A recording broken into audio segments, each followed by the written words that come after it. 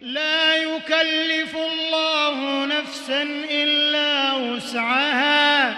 لها ما كسبت وعليها ما اكتسبت. ربنا لا تؤاخذنا إن نسينا أو أخطأنا، ربنا ولا تحمل علينا إصرا كما حملته على الذين من قبلنا، ربنا ولا تحملنا ما لا طاقة لنا به، واعف عنا واغفر لنا وارحمنا، واعف عنا